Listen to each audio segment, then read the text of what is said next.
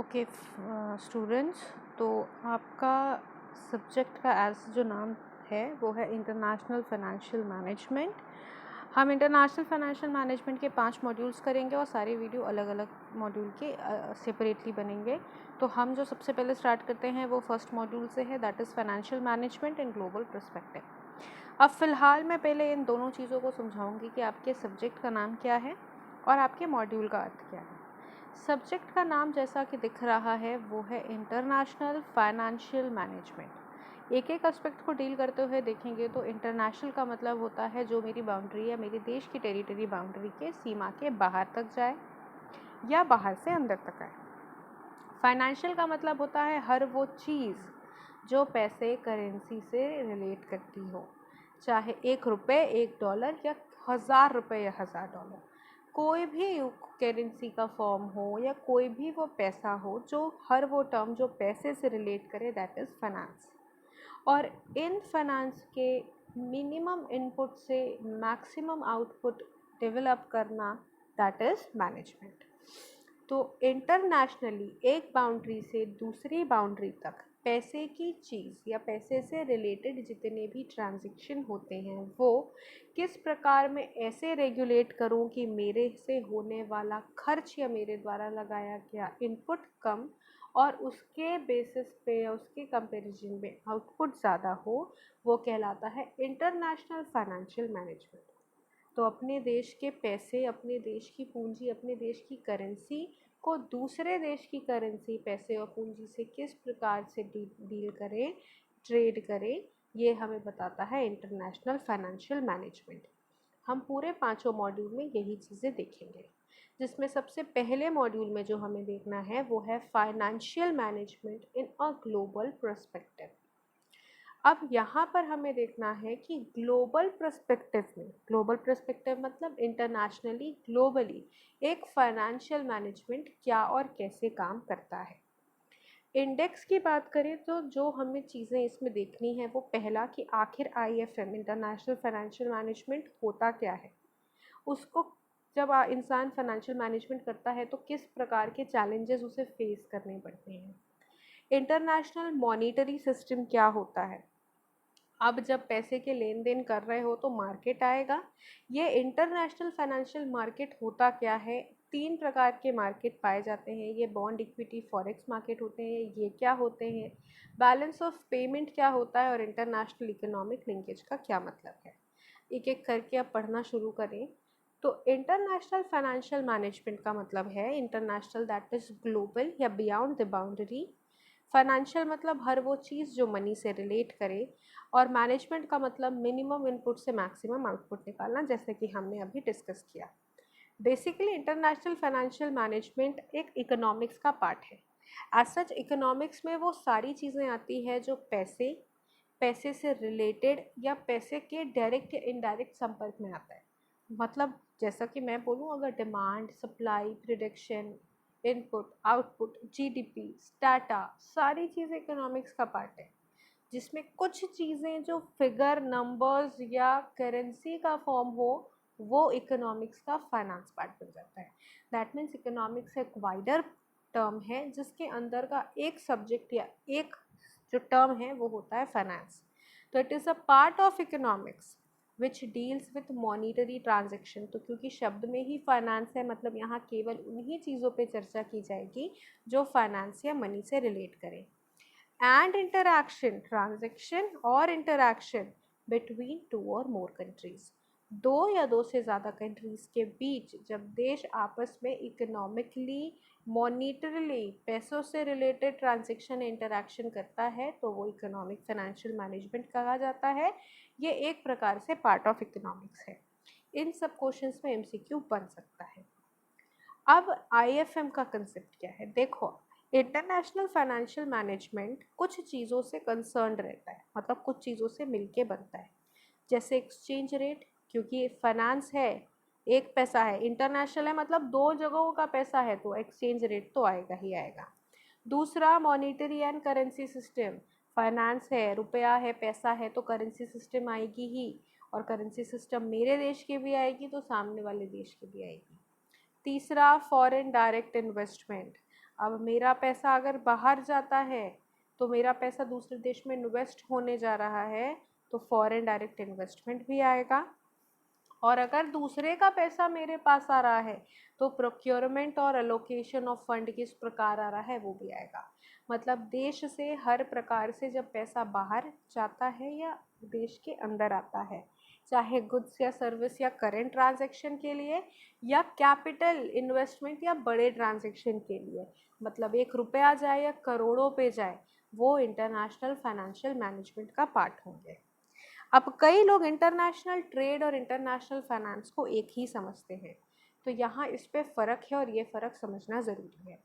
International finance जो है वो बहुत ही बड़ा वाइडर कंसेप्ट है, जबकि इंटरनेशनल ट्रेड में केवल गुड्स एंड सर्विसेज की डीलिंग की जाती है।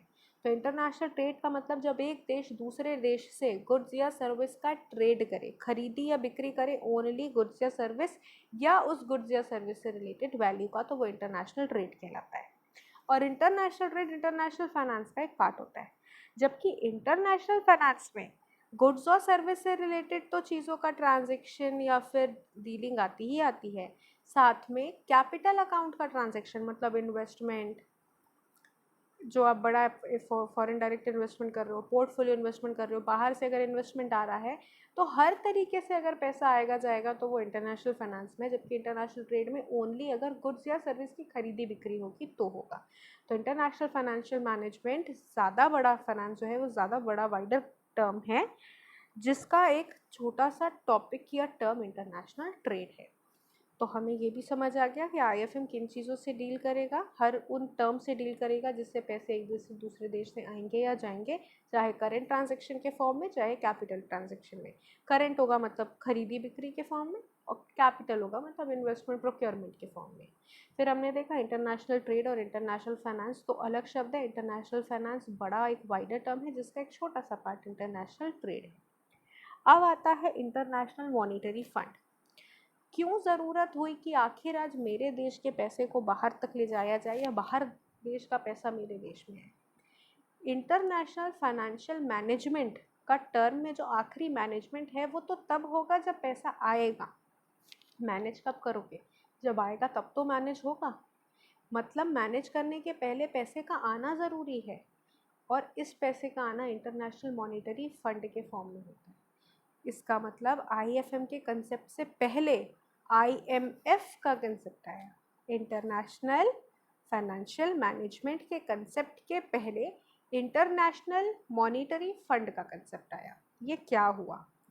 देखो क्या हुआ, सेकेंड वर्ल्ड वॉर के बाद जो 39 से 45 के बीच जो world war, second world war चला, उसके बाद सारे देश लगभग बिल्कुल रिसेशन की स्थिति में थे और बहुत ही बुरी स्थिति, जैसे कि आप अभी फ़िलहाल कोरोना के स्टेट पे देख रहे हो।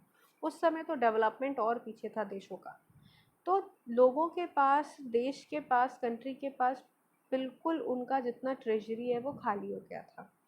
लेकिन हर देश को वापस से उठना, डेवलप करना है, और इसी कंसेप्ट के साथ देश ने क्या किया, यूएस ने और यूके ने बोला चलो हम एक दूसरे का सपोर्ट करते हैं, और उन्होंने एक प्लान लेके आया, कीन्स प्लान और वाइट प्लान। ये इनके कुछ अपने प्लान थे जो एक दूसरे को सपोर्ट करते हुए बने थे। फिर लोगों को ये लगने लगा कि ये इनका जो कंसेप्ट है ये काफ़ी अच्छा है, और ये इससे ये रियलाइज़ हुआ लोगों को कि अकेले अगर कोई भी देश डेवलप करना चाहेगा या फिर ग्रो करना चाहेगा तो वो सिंगल हैंडेडली उनके द्वारा पॉसिबल नहीं है।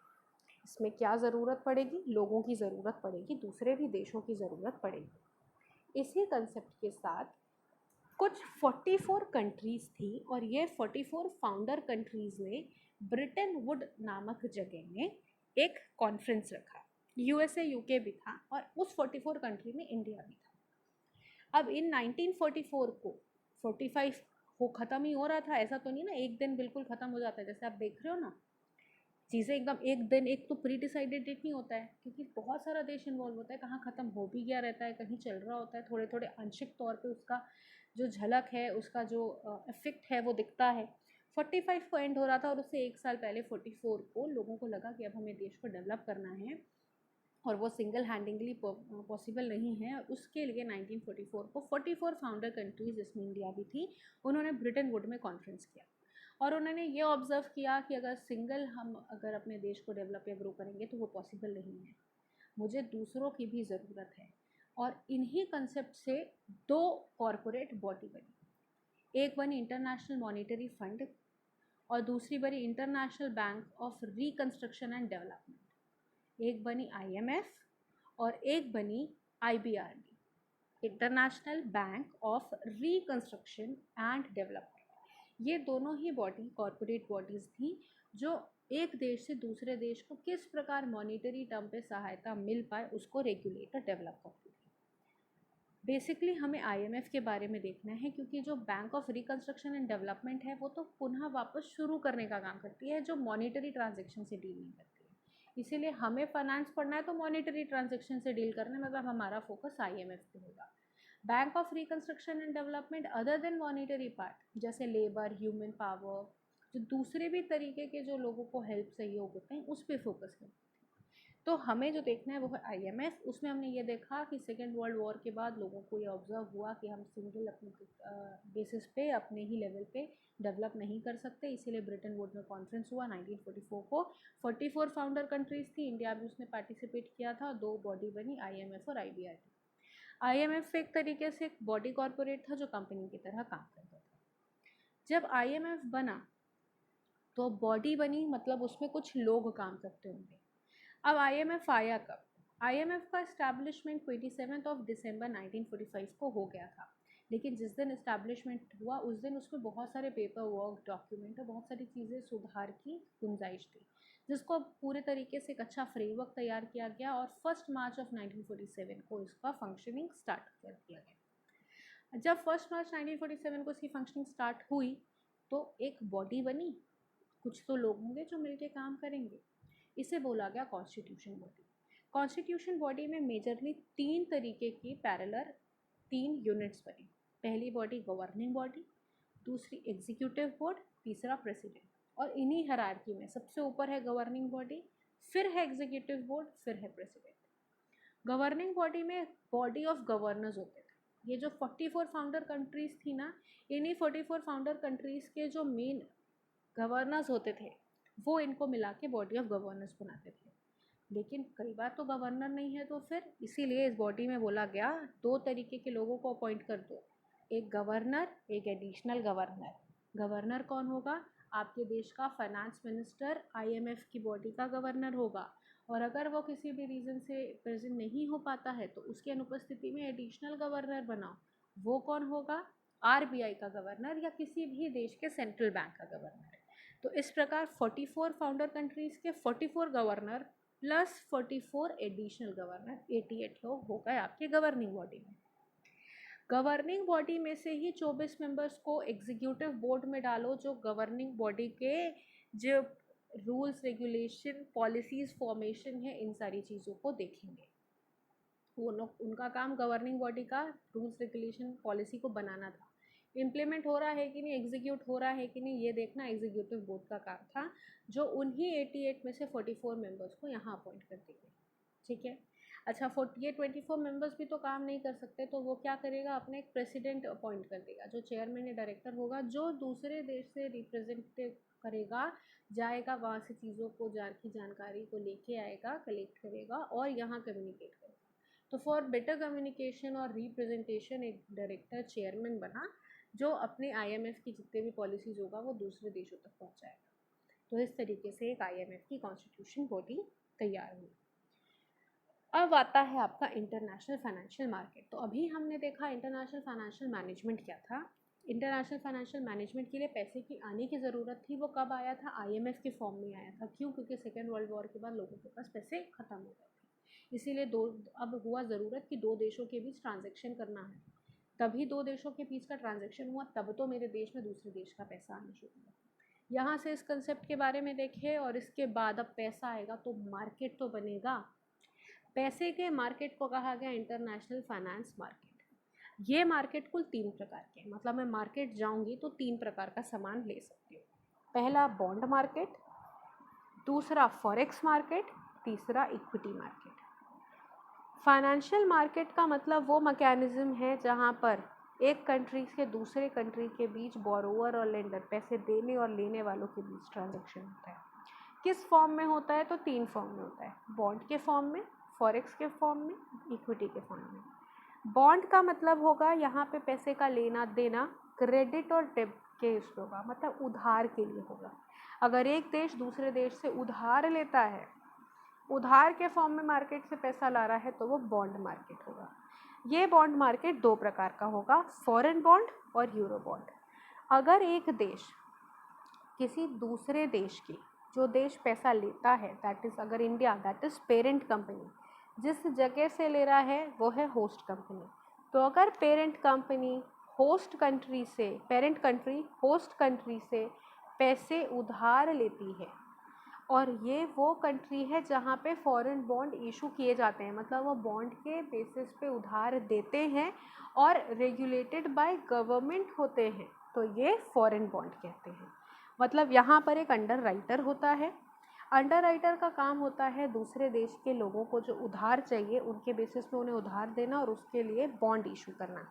ठीक है, ये जो भी बॉन्ड होते हैं ये गवर्नमेंट, सेंट्रल गवर्नमेंट के रेगुलेशन में होते हैं। कहाँ का सेंट्रल गवर्नमेंट होगा? होस्ट कंट्री का सेंट्रल गवर्नमेंट होगा, क्योंकि वो मुझे दे रहा है।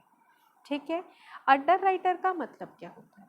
अंडर राइटर एक ऐसा एजेंट होता है जो अंडर राइटर के बेसिस पे, अगर एजेंट होता है जो आपको पहले कंपनी के शेयर्स या कंपनी के बॉन्ड खरीदता है और उस बॉन्ड को आपको बेचने के लिए आश्वस्त करता है।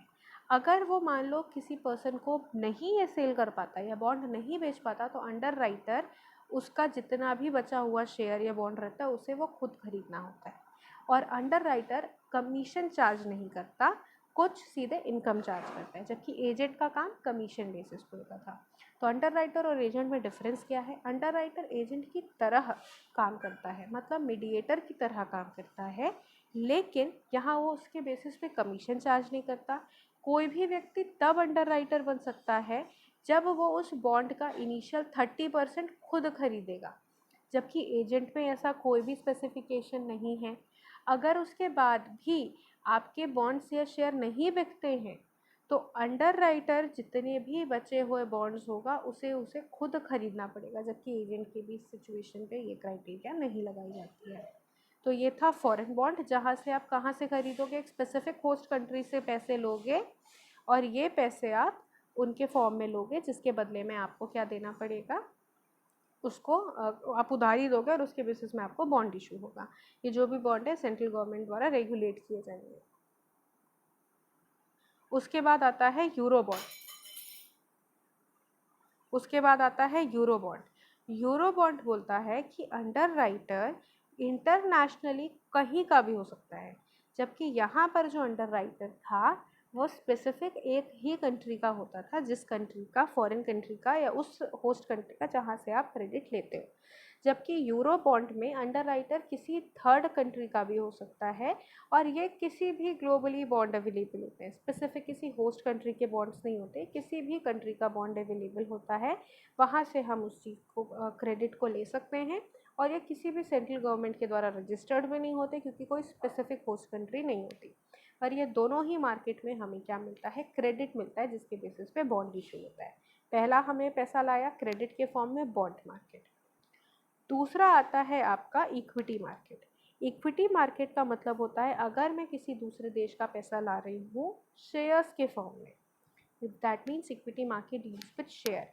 अगर कोई कंट्री अपना इक्विटी कैपिटल शेयर्स को इशू करके रेस करती है, ना कैपिटल इशू कर रही है, कैपिटल रेस कर रही है, पैसे बना रही है, किस फॉर्म में? शेयर से, तो वो इक्विटी मार्केट में आएंगे। ये जितने भी शेयर्स होंगे उसको स्टॉक एक्सचेंज में वहाँ ट्रेड होना चाहिए, मतलब जो भी खरीदी बिक्री होगी वो स्टॉक एक्सचेंज में होगी। एक कंट्री अपनी इक्विटी कैपिटल किसी भी डिफरेंट कंट्री को, ज़रूरी नहीं है कि केवल एक कंट्री को इशू करे, कितनी भी कंट्री को इशू कर सकता है, मतलब कोई भी कंट्री मुझ पे पैसे लगा सकती है। ये जनरली उन देशों में जिसको प्रेस्टीज डेवलप करना है, क्योंकि इससे क्या होगा, मुझे दिखा जाएगा कि मेरे इस कंपनी के स्पेसिफिक कंट्री के बहुत सारे दूसरे कंट्रीज़ के भी जो है वो आपके शेयर होल्डर्स हैं, जिससे आपकी कंट्री का डेवलपमेंट होगा और उसकी प्रेस्टीज बढ़ेगी। Equity market. दूसरे, उसके बाद आखिरी आता है फॉरेक्स मार्केट, जो करेंसी से डील करता है। अगर एक कंट्री दूसरी कंट्री के करेंसी की खरीदी या बिक्री करते हैं तो वो मार्केट फॉरेक्स मार्केट कहलाता है। ये इंटरनेशनल फाइनेंशियल मार्केट का सबसे इम्पोर्टेंट सेगमेंट है। इसका मेन दो पर्पस होता है कि या तो अपनी करेंसी को, अपने पैसे को इन्वेस्ट करो या तो खरीदो। मतलब अपने मार्केट का मतलब जो पैसा है वो मार्केट पे लगाओ, जेब पे मत रखो। अगर आपके पास 2 रुपये हैं तो 2 रुपये या तो इन्वेस्ट करो, मतलब असेट पे लगाओ, या तो खरीदो, गुड्स को लेके आओ, दैट इज़ इन्वेस्टमेंट या बाय। यहाँ पर एक कन्वर्जन होता है करेंसी का, क्योंकि जब एक देश से दूसरे देश में पैसा कन्वर्ट होता है कुछ खरीदने पे या इन्वेस्टमेंट पे, तो दूसरे करेंसी पे जाता है। और हमेशा एक देश ये चाहता है कि जिस भी दूसरी करेंसी पे जाए तो मेरे देश की वैल्यू हमेशा ज़्यादा रहे, या अगर कोई दूसरा देश मेरे पास आ रहा है तो हमेशा मेरे देश की वैल्यू जो है अप्रिशिएटेड रहे। ये फाइनेंशियल मार्केट का सबसे लार्जेस्ट फॉर्म है। यहाँ ओवर द काउंटर मार्केट चलता है। ओवर द काउंटर का मतलब होता है एक प्लेटफॉर्म, मतलब फॉरेक्स मार्केट का एक प्लेटफॉर्म होता है जहाँ पर इस तरीके की करेंसी की खरीदी बिक्री होती है। That is called over the counter, counter के ऊपर, ठीक है, एक प्लेटफॉर्म के ऊपर। और यहाँ पे किसी भी फिज़िकल लोकेशन की ज़रूरत नहीं है। कोई भी इंसान किसी भी लोकेशन पे, चाहे वो कोई फिज़िकल लोकेशन, कोई दुकान है, उसकी ज़रूरत नहीं है। इन पूरा ग्लोबली होता है, पूरा इलेक्ट्रॉनिकली होता है, तो किसी स्पेसिफिक फ़िज़िकल लोकेशन की फॉरेक्स मार्केट को ज़रूरत नहीं होती है। अब जब ये बात आती है कि हमने अलग अलग मार्केट के फॉर्म में पैसे को एक देश से दूसरे देश तक ट्रांजैक्शन में दिखा, चाहे पैसे आए चाहे पैसे गए, तीनों फॉर्म में जब पैसे आते या जाते हैं तो एक कंसेप्ट आता है balance of payment. Balance of payment का मतलब होता है किस प्रकार मेरे देश का पैसा आ रहा है और जा रहा है, उसका एक सिस्टमैटिक रिकॉर्ड रखा जाए। अगर एक फाइनेंशियल ईयर में कितना मेरा डेबिट और कितना क्रेडिट हुआ है, देश में कितना पैसा और कितना पैसा आया और गया है, उसका अगर सिस्टमैटिक रिकॉर्ड रखा जाए तो वो बैलेंस ऑफ पेमेंट कहा जाता है। बैलेंस ऑफ पेमेंट में 3 चीज़ों का जमा खाता देखते हैं, या 3 चीज़ों का डेबिट क्रेडिट देखते हैं। क्रेडिट अकाउंट का, क्रेडिट नहीं है ये करंट अकाउंट है, फर्स्ट करंट अकाउंट का, कैपिटल अकाउंट का, रिजर्व का। करंट अकाउंट मतलब जो गुड्स, सर्विस, ग्रांट, पेमेंट, इन चीज़ों से डील करे, करंट ट्रांजैक्शन से। दूसरा कैपिटल अकाउंट जो लॉन्ग टर्म और शॉर्ट टर्म कैपिटल से डील करें, जैसे corporate security, debt instrument, demand deposits, commercial papers etcetera. या रिजर्व से डील करें, that is gold, convertible currencies etcetera. इन तीनों ही प्रकार के नेचर को शो करने वाले जो भी टर्म्स का डेबिट या क्रेडिट का अगर साल भर में मैं जमा खाता और रिकॉर्ड बनाऊं तो मेरे पास एंड में एक रिजल्ट आता है। ये रिजल्ट 3 फॉर्म में होता है, सरप्लस, डेफिसिट और बैलेंस। अगर मेरे देश में आने वाला पैसा इनफ्लो ज़्यादा है मेरे गए हुए पैसे से, दैट मीन्स आउटफ्लो, तो मेरा देश बैलेंस ऑफ पेमेंट को सरप्लस में दे रहा है। मेरे पास आ ज़्यादा रहा है और इम्पोर्ट ज़्यादा है, एक्सपोर्ट कम है। डेफिसिट, मेरा आउटफ्लो ज़्यादा है और इनफ्लो कम है, तो ये डेफिसिट, जाने वाला पैसा है ज़्यादा आने वाले से। फिर आता है बैलेंस, जहाँ पर जितना पैसा मेरा गया उतना पैसा आया, और ये ही बैलेंस ऑफ पेमेंट की वो सिचुएशन है जहाँ पर हर कंट्री अपने आप को अचीव करना चाहती है, क्योंकि सरप्लस और डेफिसिट के अपने प्रोज एंड कॉन्स हैं। तो ऐसा नहीं है कि सरप्लस है इट मीन्स मेरे लिए बहुत अच्छी बात है। मेरे पास बाहर का इतना ज़्यादा पैसा आ जा रहा है कि मैं उसको इन्वेस्ट कहाँ करूँ। इसीलिए सरप्लस और डेफिसिट दोनों एक कंट्री के लिए बेनिफिशियरी नहीं होते हैं, और हर कंट्री चाहता है कि वो बैलेंस के या बैलेंस वाला जो पॉइंट है उसको अचीव करे। लेकिन इन्हीं चीज़ को अचीव करने का एक मॉडल होता है, आखिर कैसे करें, that is called international linkage model, जो 3 तरीके का होता है, time series model, relatively economic strength model और परचेजिंग पावर पॉरिटी मॉडल। ये तीनों मॉडल आपको क्लास में डिस्कस भी किया गया है और आपके पास नोट्स में भी अवेलेबल है, और इस प्रकार से आपका पूरा फर्स्ट मॉड्यूल जो है वो कवर होता है, कंप्लीट होता है।